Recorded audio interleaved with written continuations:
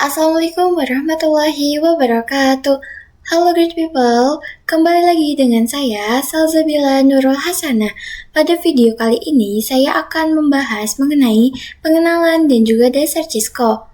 Pada beberapa video sebelumnya kita juga sudah sedikit demi sedikit membahas mengenai Cisco. Langsung saja di sini ada remote Cisco real device, ada switch atau router, lalu ada PC dan juga laptop, ada kabel konsol dan juga port konsol. Nah, di sini ada AC power untuk power agar bisa menyala. Di sini ada aplikasi putih yang biasa digunakan untuk meremote. Lalu, kita akan bahas mengenai basic configuration. Pada router atau switch, ada beberapa mode yang harus kita ketahui. Yang pertama yaitu ada user exit Cisco. Tanda promnya yaitu switch seperti ini. Jika kita pada tab CLID switch, nah nanti akan ketemu seperti ini, yaitu perintah dasar, yaitu ini adalah perintah dasar namun tidak bisa konfigurasi. Lanjut ada privilege access mode. Tanda promnya ini switch seperti ini, ditandai dengan tanda pagar. Perintah penting seperti show running config masuk dari user mode dengan enable, hanya bisa melihat konfigurasi tapi tidak bisa konfigurasi. Jadi pada mode ini kita hanya bisa melihat status konfigurasi tanpa tidak bisa mengkonfigurasi. Setelah kita user exit mode, lalu pada privilege kita juga akan masuk ke global configuration mode. Tanda promnya seperti ini, konfigurasi terminal, tempat untuk konfigurasi sistem umum. Jadi ketika kita ingin mengkonfigurasi, kita harus masuk dulu di mode global configuration agar bisa mengkonfigurasi. Selanjutnya ada subconfiguration mode. Misalnya switch konfigurasi. Nah, ini promnya seperti ini. Untuk interface atau switch. Untuk konfigurasi lain, mengatur akses dan koneksi ke perangkat, bisa akses jaringan kita.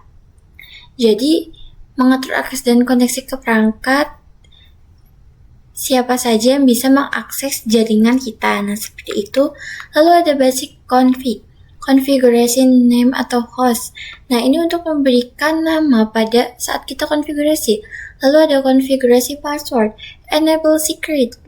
Promnya seperti ini, itu untuk kita memberikan password pada konfigurasi. Lalu ada konfigurasi message of the day atau banner. Hanya untuk administrator jaringan. Dan juga ada konfigurasi password console. Sebagai konfigurasi, maka akan memasukkan passwordnya. Jadi ketika kita ingin mengkonfigurasi, kita harus memasukkan passwordnya. Seperti ini. Link console, password admin, login dan exit.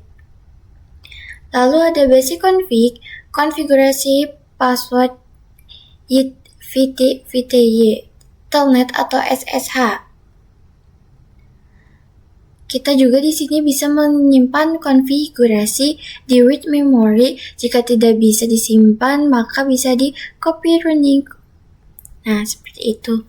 Lalu ada cek konfigurasi, cek start interface, mengecek semua interface yang dimasukkan. Jadi ketika kita sudah memasukkan interface, kita bisa mengeceknya lewat ini cek start. Cek konfigurasi aktif untuk mengecek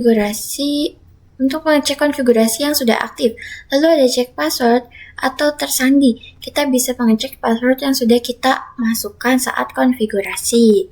Dan juga ada konfigurasi IP address, konfigurasi interface dan IP address pada router atau switch layer 3. Nah, jadi hanya bisa pada layer 3. Kenapa layer 2 gak bisa? Karena sudah berbeda fungsi. Interface line 1, IP address di sini masukkan IP address-nya dan terakhir yaitu no shutdown.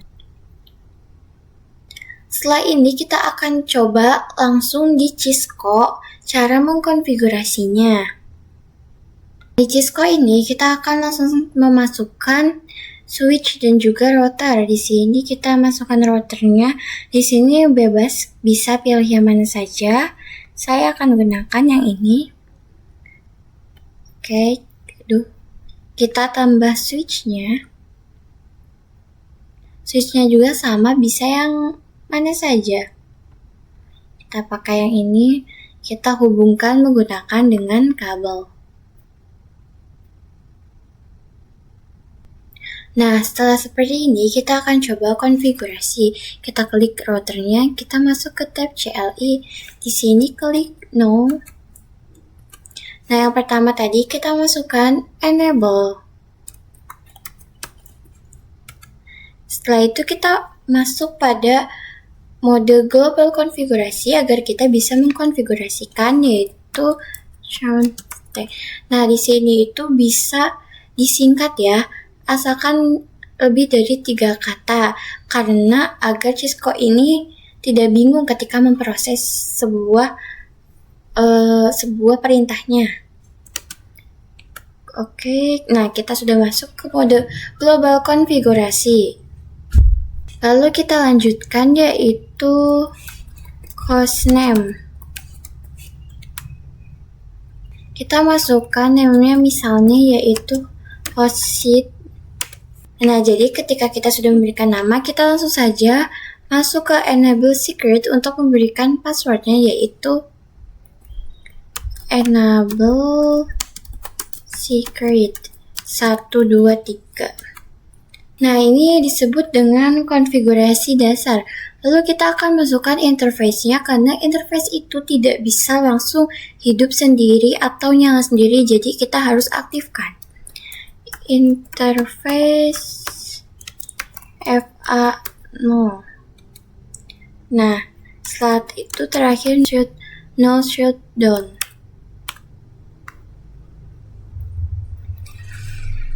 Lalu apa bedanya dengan layer 3 ini? Jadi kalau misalnya switch multilayer itu, kita cari switch multilayer. Nah, ini ketika konfigurasi kita masukin ke tab CLI. Di sini kita tunggu,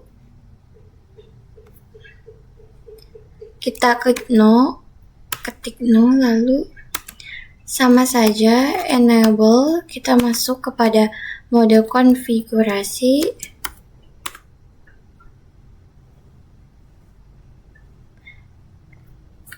Jadi bedanya itu ketika kita ingin mengkonfigurasi sebuah VLAN, jika di switch multilayer ini kita bisa langsung konfigurasi. Misalkan VLAN-nya seperti ini, itu bisa langsung terkonfigurasi. Namun jika di router itu konfigurasinya itu harus seperti ini. Interface FA00.10.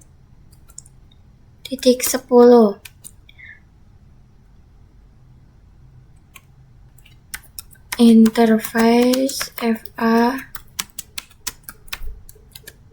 Nah, di sini invalid karena kita belum mengaktifkan VLAN-nya. Kita akan coba aktifkan, yaitu kita ke switch, ke tab CLI-nya, kita masuk enable, lalu mode konfigurasi, kita aktifkan yaitu VLAN 10.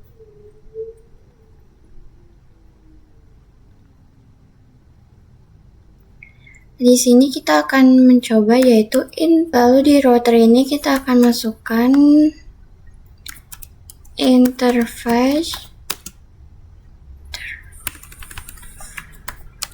FA00.10. Nah, ini sudah, lalu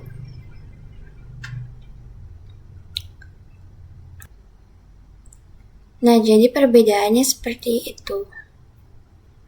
Sekian untuk pembahasan kali ini, semoga bermanfaat bagi kita semua. Wassalamualaikum warahmatullahi wabarakatuh.